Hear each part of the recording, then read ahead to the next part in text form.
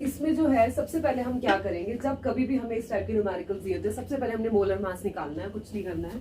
तो copper sulphate है, इसका हमने मोलर मास निकाल लेना है। ऑलरेडी इसका दिया हुआ है मास, कितना दिया हुआ है कॉपर का 63.5 आपको दिया हुआ है, प्लस सल्फर का आपको पता है कितना होता है 32, 4 इंटू 16, ठीक है, कितना हो जाएगा 64 प्लस 32 प्लस 63.5 हो जाएगा 159.5। कितनी सिंपल सी बात है। हम इसमें क्या करेंगे, हमें सबसे पहले तो हमें 100 ग्राम का निकालना है, फाइन। तो सबसे पहले तो हम रिलेशन बना लेते हैं। पूरे कॉपर सल्फेट का मास हमें पता है कितना है, मोलर मास 159, फाइन। और 159 में हमें पता है 1 मोल कॉपर प्रेजेंट है, तो हम ये लिख सकते हैं कि 63 या 159.5 gram of copper sulphate content कितना, content 63.5 gram of copper, fine. हमें ये रिलेशन यहां से क्लियर हो गया। अगर 159 में इतने ग्राम कॉपर प्रेजेंट है तो 100 ग्राम में कितना होगा, how much copper can be obtain from 100 gram of copper sulphate. तो 100 ग्राम में हम निकाल लेंगे यही चीज। कॉपर सल्फेट कितना होगा 63.5 इंटू 100 अपॉन 159.5, ये हमारे पास वैल्यू आ जाएगी। तो कितना हो जाएगा,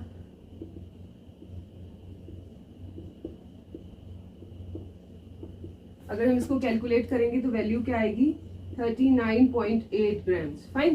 क्लियर है आई थिंक सबको। चलिए नेक्स्ट क्वेश्चन। हाँ देखिए स्टूडेंट्स, अगर हम बात करें क्वेश्चन नंबर 8 की, आप कहेंगे क्वेश्चन नंबर 8 क्यों नहीं एक्सप्लेन किया। Question number 8 is exactly same as question number 3 जो मैं पहले ही एक्सप्लेन कर चुकी हूँ, तो वो तो कंप्लीट हो गया है। अब हम देख लेते हैं क्वेश्चन नंबर 9। क्वेश्चन नंबर 9 में हमें कुछ भी नहीं करना, मैंने ये भी अपनी प्रीवियस वीडियो में आपके साथ शेयर किया हुआ है कि हम एवरेज एटॉमिक मास कैसे निकालते हैं। तो एवरेज निकालें, मैंने पहले भी बताया था कि बहुत सारे ऐसे एलिमेंट्स थे जो आइसोटॉपिक फॉर्म में एग्जिस्ट करते हैं, तो उनको क्या करते हैं, उनके अबंडेंस को मल्टीप्लाई करते हैं उनके मोलर मास से, फाइन। तो यहाँ पे उनकी अबंडेंस, नेचुरल अबंडेंस दे रखी है, जैसे क्लोरीन 35, क्लोरीन 37, दो आइसोटॉप है क्लोरीन के, तो उनकी अबंडेंस हमें दे रखी है और उनके मॉलिक्यूलर मासेस भी हमें गिवन है। हमें क्या करना है, एवरेज एटॉमिक मास लेना है। और आपको इस केस में आंसर्स भी पता है, आपको पता है क्लोरीन का एटॉमिक मास कितना लेते हैं 35.5 लेते हैं, फाइन। तो 35.5 इसका मतलब क्या, आंसर रिलेटेड टू 35.5 ही आने वाला है, फाइन। देखिए तो आंसर कितना आएगा 35.5 या 35.4 ही आएगा। क्लियर। तो एक बार करके भी देख लेते हैं। ऑलरेडी पहले बस हमें जब हमें इस टाइप के क्वेश्चंस करने हैं, हमें याद रखना है कि परसेंटेज में गिवन है, हमें इसे ग्राम्स में करना है, तो हमें 100 से डिवाइड करना पड़ेगा। तो क्या होगा, अगर हम देखें average atomic mass is equals to 7, कितना होगा देखिए 0.7577, फाइन, मल्टीप्लाई बाय उनका molecular mass that is 34.9689 plus अब ये वाला 37, क्लोरीन 37 का abundance that is 0.2423 multiply by 36.9659। Clear. तो बस हम इसे कैलकुलेट करेंगे। अगर आप कैलकुलेट करेंगे तो क्या आएगी वैल्यू 35.4। क्लियर, ये हमारे पास वैल्यू इसकी आ जाएगी।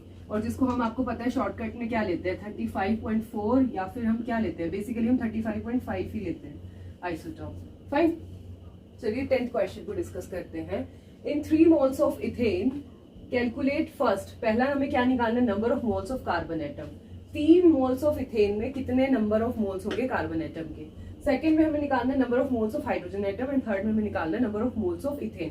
इथेन के कितने मोल्स होंगे, फाइन। C2H6 को देखें ध्यान से, तो आप देखिए 1 मोल ऑफ इथेन कंटेन, क्या है इसके पास, देखिए क्या कंटेन करता है ये, 2 moles of carbon and 6 moles of hydrogen. Contain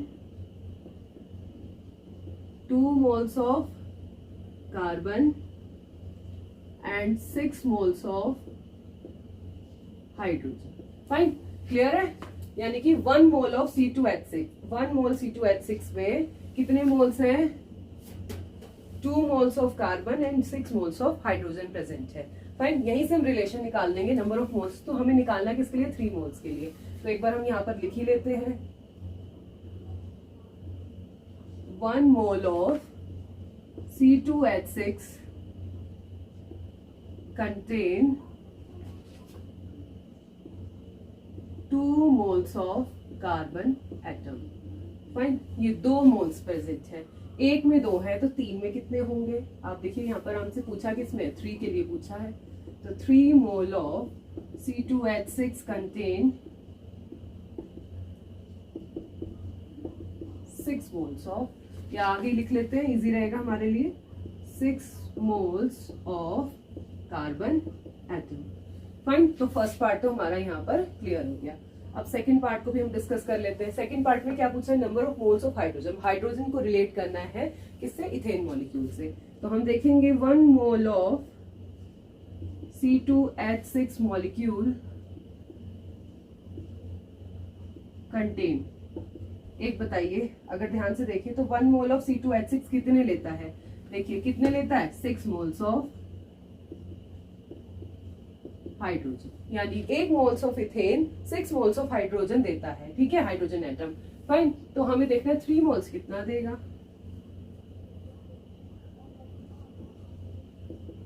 3 moles of C2H6 contain कितना, 18,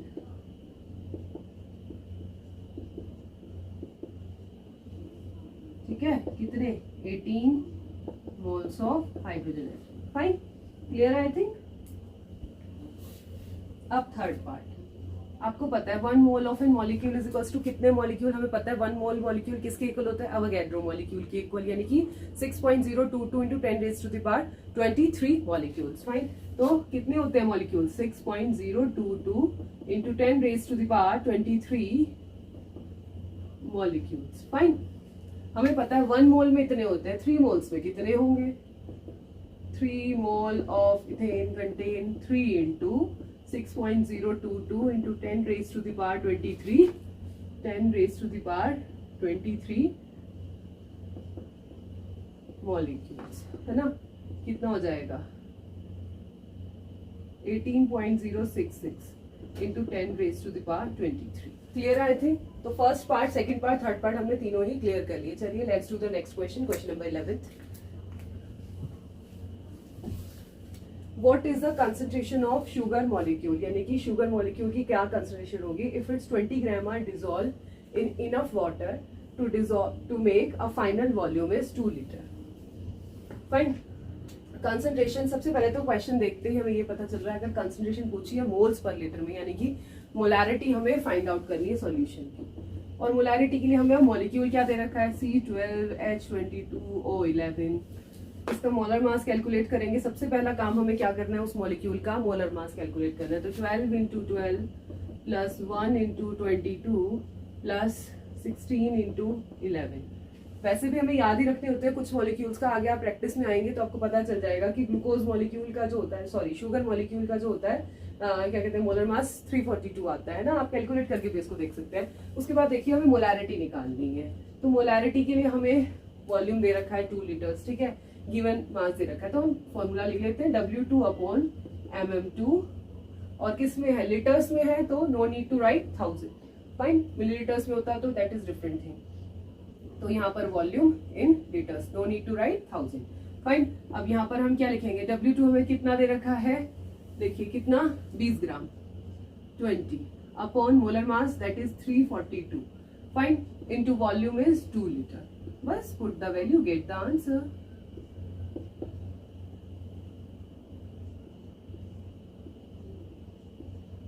अगर इसको आप कैलकुलेट करेंगे तो आएगा 0.0293 मोलर, इतनी मोलैरिटी आएगी, और किस में आएगी, मोल्स पर लीटर में आएगी। फाइन, चलिए क्वेश्चन नंबर 12 को स्टार्ट करते हैं। तो क्वेश्चन नंबर 12 में the density of the methanol is इतना, मिथेनॉल दे रखा है, यानी कि CH3OH मॉलिक्यूल की बात हो रही है, ठीक है। अब तो 12 प्लस 4 into 1 प्लस 16 कितना आ जाएगा, 32 ग्राम्स आ जाएगा। V1 हमें कैलकुलेट करना है। यहाँ पर एक तो इन टाइप के क्वेश्चंस में जिसमें हमें 2 वॉल्यूम और 2 मोलारिटी दी होती है, तो हम उसमें मोलारिटी इक्वेशन अप्लाई करते हैं, जो कि क्या है, हमने पहले भी आपसे डिस्कस किया, M1V1 is equals to M2V2। अगर हम क्वेश्चंस को ध्यान से समझे तो पहली बात तो आपको क्वेश्चन को बहुत डीपली स्टडी करना पड़ेगा, तभी आप आइडेंटिफाई कर पाएंगे कि M1 क्या है और M2 क्या है और V1 क्या है और V2 क्या है। Fine, density of the methanol is इतना, what is its volume needed, कितने वॉल्यूम की जरूरत है, नीडेड फॉर मेकिंग कितना 2.5 लीटर ऑफ इट्स इतने मोलर सॉल्यूशन।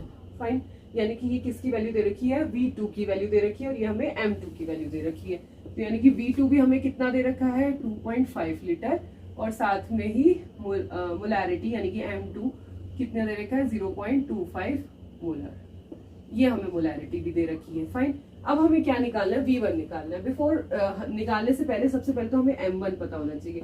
M1 हम किसकी हेल्प से निकालेंगे, डेंसिटी की हेल्प से। यहाँ पे हमें डेंसिटी भी दे रखी है। तो आप देखिए मोलैरिटी ऑफ सॉल्यूशन कैसे निकालेंगे, आप देखिए डेंसिटी कितना है, डेंसिटी इज इक्वल्स टू क्या होता है, मास अपॉन वॉल्यूम। फाइन, यानी कि वेट अपॉन वॉल्यूम ही हमें डेंसिटी बताएगा। तो मोलारिटी निकालने के लिए सबसे पहले हमने डेंसिटी को राइट करना है। तो डेंसिटी हमारी किस में है, केजी पर लीटर में। जब कभी भी हमें मोलारिटी निकालनी हो with the help of density, तो ऊपर तो हम डेंसिटी वाली टर्म को रखेंगे, नीचे इसको डिवाइड कर देंगे मोलर मास से। फाइन, तो मोलर मास भी हमारा सेम यूनिट में होना चाहिए। यहाँ पर किस में दे रखा है, ये ग्राम में दे रखा है, हमें किस में करना है, केजी में करना है। तो हम इसको डिवाइड कर देंगे तो कितना आ जाएगा 0.032 ग्राम्स, सॉरी केजी, 32 केजी पर मोल। फाइन, इसे जब हम कैलकुलेट करेंगे तो हमारे पास आएगा 24.7 मोल्स पर लीटर। फाइन, ये हमारे पास क्या आ गई, मोलैरिटी आ गई। और कौन सी मोलैरिटी आई, M1 की वैल्यू आ गई। तो अब आपके पास मोलैरिटी इक्वेशन आप लगाएंगे, M1V1 मोलैरिटी इक्वेशन लगाएंगे, M1V1 is equals to M2V2। Fine, तो molarity first is 24.7 into volume हमें कैलकुलेट करना है। M2 की वैल्यू हमें दे रखी है 0.25 इंटू 2.5 हमारे पास ये दे रखी है। तो V1 is equals to 0.25 into 2.5 upon 24.7। Fine, इसे जब आप कैलकुलेट करेंगे तो कितना आएगा 625, तो ऊपर आ गया 1.3 यानी कि 0.625 और 24 पॉइंट हम इसे कैलकुलेट करेंगे तो 0.002522 आएगा, वो भी किसमें, लीटर्स में आएगा। आगे के क्वेश्चन मैं अपनी नेक्स्ट वीडियो में आपके साथ जरूर शेयर करूंगी। तो इसके जो क्वेश्चन सीरीज है वो हम पार्ट वाइज एक्सप्लेन कर रहे हैं, पार्ट 1 पार्ट 2 ऐसे हमने स्टेप वाइज कुछ क्वेश्चंस को एक्सप्लेन किया है। Fine, thank you students. If you like this video, do like, share and subscribe to my